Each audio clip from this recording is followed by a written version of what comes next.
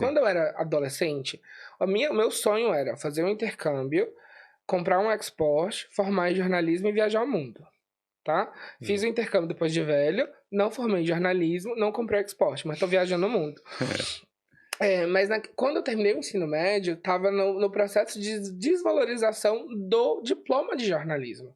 Então, como é que uma pessoa que está com aquela pressão de escolher uma profissão para a vida, vai escolher uma profissão que está perdendo o valor? É verdade. Entendeu? E a gente passou por esse momento que, tipo, hoje em dia não precisa você ter um diploma para você se dizer jornalista. Você tem que ter um material que comprove que você atua na área para você tirar o registro, né? Que seria, tipo, uma carteirinha lá em São Paulo. Eu não sei muito bem, porque eu nunca pesquisei, mas é um processo assim. E aí... Mas não precisa, né? Se eu quiser, eu faço meu blog aqui e publico as notícias que eu quiser e tal. Hoje, se você pega o meu Instagram e o meu YouTube, eu tenho um material ali que eu já posso aplicar. Mas pra mim, se eu for bater no peito assim, eu sou jornalista, eu quero realmente ter feito a faculdade, que eu valorizo muito os profissionais dessa área. Que tem muita pesquisa, tem muita dedicação e tem muito amor para trabalhar, seja hard news, seja entretenimento, seja qualquer camada do jornalismo, sabe? Hard news é o quê? O Jornal Nacional? Tipo, notícias pesadas, tipo, cobrir a guerra, entendeu? Entendi. Cobrir a guerra, falar desses assuntos pesados, assim, então... Porque o jornal não é só hard news, né? Tipo, falar do problema do INSS, então, assim...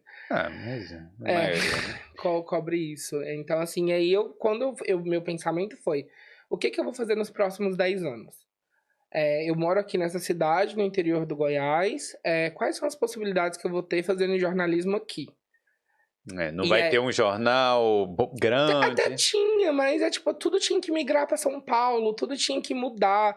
E aí, tipo, pra mim, eu tinha muito esse receio, assim, esse medo dessas grandes mudanças, né? Tipo, apesar de eu ser uma pessoa que eu me jogo muito nos meus projetos, quando eu tenho muita certeza que eu quero fazer aquilo, naquele momento eu não tinha aquela certeza. Então, assim, pra mim foi importante achar alternativas que iam me trazer retorno financeiro, que iam me trazer conhecimento e possibilidades no futuro, assim. Então, até quando eu estudava farmácia, eu não ia trabalhar na indústria farmacêutica para sempre. Eu já estava me enviesando, assim, me procurando para ir para a área de cosmético, que era uma área que envolvia uma outra dinâmica que não, tipo, de trabalhar lendo o registro de Viagra, entendeu?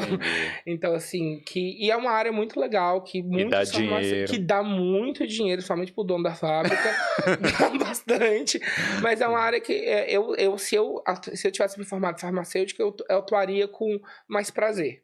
E aí, até no último ano de faculdade, o último ano que eu cursei a faculdade, eu comecei a me envolver mais com o pessoal de cosmetologia, com o pessoal que fazia estética. Eu fui em alguns workshops, em alguns treinamentos, assim, para estar mais envolvido ali, para dentro daquele lugar que não era o meu totalmente feliz, que eu era o meu eu 100%, eu ia poder, além de ter um retorno financeiro, me divertir, porque acaba que se você não tem nem um pouquinho de diversão naquilo que você faz, isso vai te matando aos pouquinhos por dentro. Isso é muito ruim.